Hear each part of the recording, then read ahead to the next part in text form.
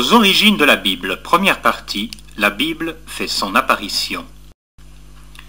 Le monde est rempli de livres, toutes sortes de livres. Des livres d'art, de mathématiques, d'histoire, de sciences, de culture générale. Le livre dont nous voulons parler est un livre très particulier. Nous appelons ce livre la Bible, et nous voulons en retracer l'histoire de ses origines jusqu'à nos jours. Nous verrons que l'histoire de ce livre est unique et tout à fait étonnante. Nous verrons que c'est aussi l'histoire de beaucoup de personnes qui ont lutté et qui ont souffert pour leur attachement à la parole de Dieu. Des gens de tous les milieux et de toutes nations montrent un intérêt à mieux connaître les origines de la Bible. 4 questions importantes sont souvent posées. De quelle manière, à quelle époque, en quel endroit nous vient la Bible? Comment les livres qui composent la Bible ont-ils été préservés? Quand et par qui ces livres ont-ils été traduits et mis à la disposition des hommes? Quelle découverte récente éclaire la question des origines de la Bible? Pour chacune de ces questions, il existe une réponse claire et solidement établie. Auparavant, voyons ensemble quelles furent les origines de l'écriture et des livres de l'Antiquité. Nous verrons dans ce contexte comment la Bible fut consignée par écrit il y a de très nombreux siècles de cela. Et nous verrons comment son message nous a été transmis par écrit à travers les siècles. Le plus ancien procédé d'écriture que nous connaissions a sa source en Mésopotamie, il y a de cela 3 ou 4 000 ans. Cette écriture très ancienne ressemble plutôt à du dessin. On la retrouve en Égypte avec les hiéroglyphes. Cette forme d'écriture basée sur le dessin ne pouvait exprimer toutes les idées contenues dans la Bible. Il fut donc nécessaire qu'un alphabet se développe.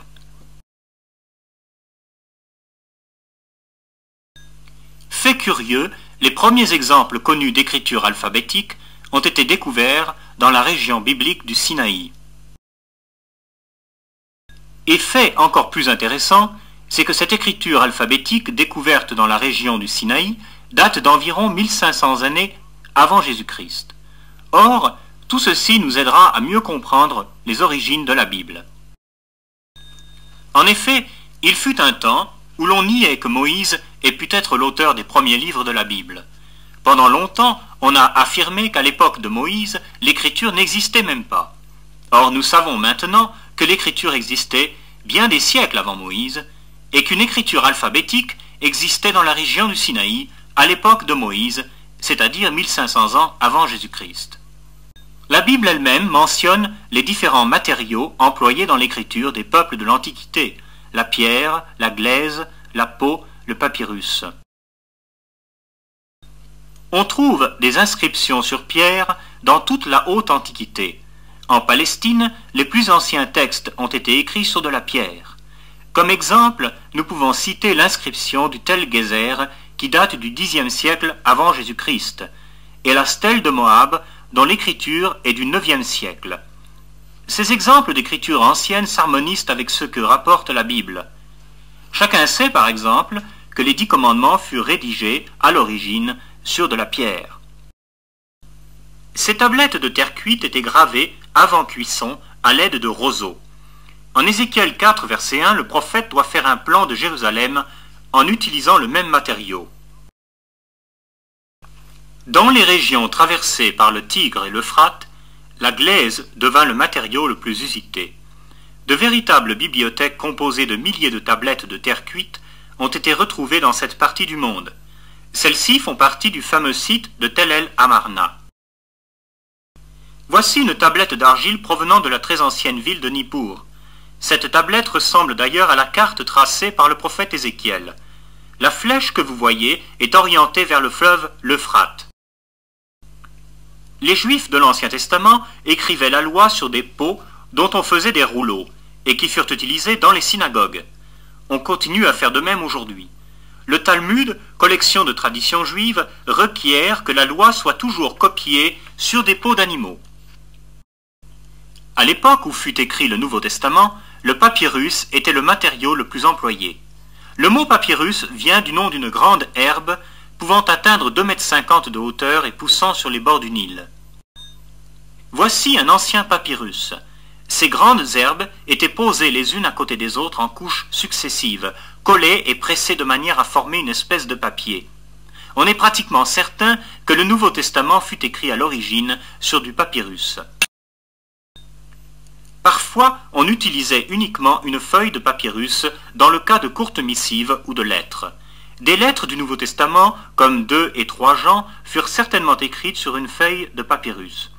Le fragment que vous voyez ici date de l'époque du Nouveau Testament. Nous voyons ici comment on assemblait plusieurs feuilles de papyrus pour des textes plus longs. Certains rouleaux de papyrus pouvaient atteindre 12 mètres de long. Un rouleau de 9 mètres pouvait contenir tout un livre du Nouveau Testament, tel que Matthieu, Luc ou le livre des Actes. Tant qu'on utilisait les rouleaux de papyrus, il n'était pas possible de compiler en un seul volume la totalité du Nouveau Testament. Cela aurait nécessité un rouleau de 60 mètres de long, de sorte qu'à l'origine, le Nouveau Testament était composé d'une collection de rouleaux conservés dans une pièce ou dans un grand récipient. Dès le premier, voici un codex fait de vélin. Le vélin remplaça graduellement le papyrus et fut utilisé pendant plus de 1000 ans pour les copies du Nouveau Testament. Le vélin ou le parchemin sont faits à partir de peaux de mouton ou de veau en raison de leur résistance. Voyons d'un peu plus près les origines de notre Bible. Elle se présente aujourd'hui comme un seul volume, et ceci peut nous faire oublier que la Bible est une collection de 66 livres distincts et qui ont une origine distincte. D'ailleurs, le mot Bible est dérivé du grec biblia, qui signifie « les livres ». La Bible est donc une collection de livres, mais pas une collection ordinaire. C'est une collection sacrée, un véritable trésor, dont l'origine remonte à celui qui est l'auteur de toutes choses. Comme vous le savez, notre Bible aujourd'hui est divisée en deux parties, l'Ancien et le Nouveau Testament. La structure fondamentale de la Bible repose sur l'idée que Dieu a fait deux alliances, deux testaments avec son peuple, et que la seconde alliance a remplacé la première. Les 39 livres de l'Ancien Testament sont regroupés en 4 catégories de livres en fonction de leur contenu. 5 livres de loi, 12 livres d'histoire, 5 livres de poésie et 17 livres de prophétie.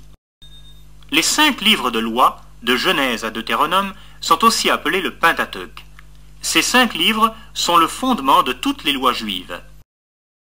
Le Pentateuque contient aussi le récit d'événements historiques marquants, le récit de la création, le déluge, l'exode d'Égypte, la remise de la loi à Israël par l'intermédiaire de Moïse.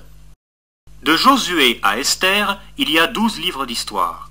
Ces livres poursuivent le récit de l'histoire du peuple d'Israël, leur établissement dans le pays de Canaan, le temps des rois, les années de captivité à Babylone et le retour de la captivité. De Job au Cantique des Cantiques, il y a 5 livres de poésie. Ces livres, bien que poétiques dans leur forme, contiennent beaucoup d'enseignements moraux. D'Ésaïe à Malachie, nous trouvons les 17 derniers livres de l'Ancien Testament, les livres de prophétie. On subdivise ces livres de prophétie entre 5 grands prophètes d'une part et les 12 petits prophètes d'autre part. Des prophètes comme Ésaïe ont communiqué la parole de Dieu à leur peuple et lui ont annoncé la venue du Messie.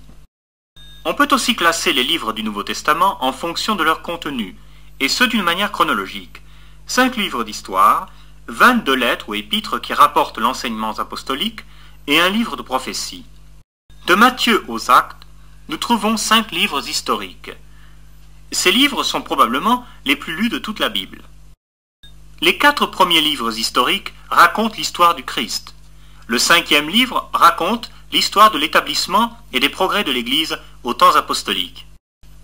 De Romains à Jude, 22 lettres ont été écrites à des assemblées ou églises locales et à des chrétiens individuels.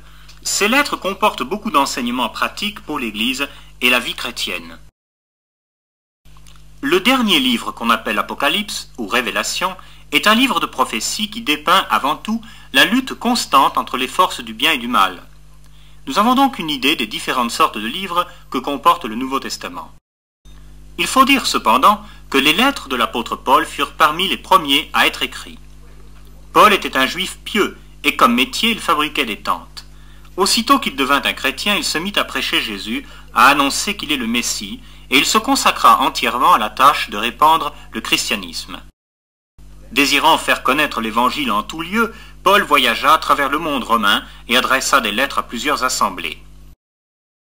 Ces lettres étaient toujours le fruit d'une situation historique précise. Ainsi, dans la province romaine de Galatie, se répandit un système de lois judaïques. Pour instruire et prévenir les églises de cette influence, Paul leur écrivit une lettre. Cette lettre, qui fut sans doute dictée, fut écrite vers l'an 49.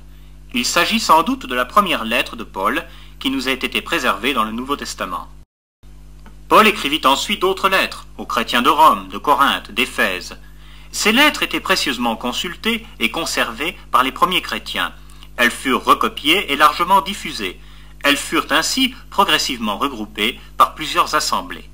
Pour ce qui est des événements de la vie de Jésus, quand furent-ils écrits? Au départ, ces événements furent rapportés oralement par des hommes qui en furent les témoins, ceux qui ont vu Jésus vivre, qui l'ont vu mourir. Mais avec les années, le récit de ces témoins ne suffisait plus. Il fallait fixer ce témoignage d'une manière définitive, et ce, en l'écrivant. Matthieu, Marc, Luc et Jean ont servi ce besoin. Ils sont représentés ici d'une manière typiquement médiévale.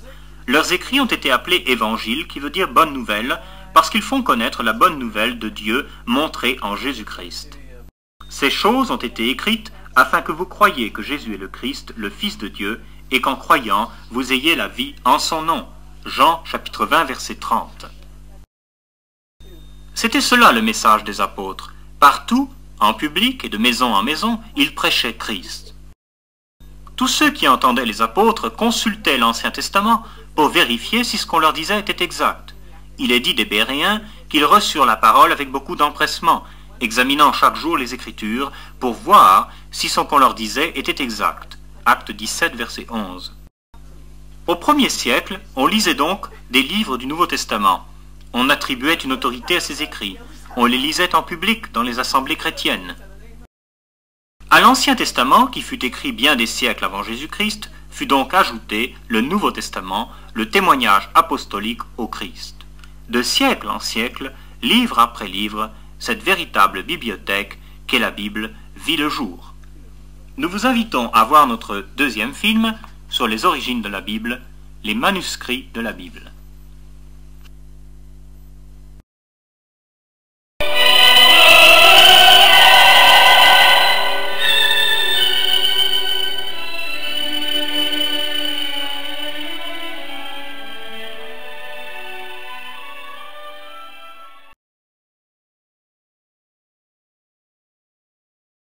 Aux origines de la Bible, première partie, la Bible fait son apparition.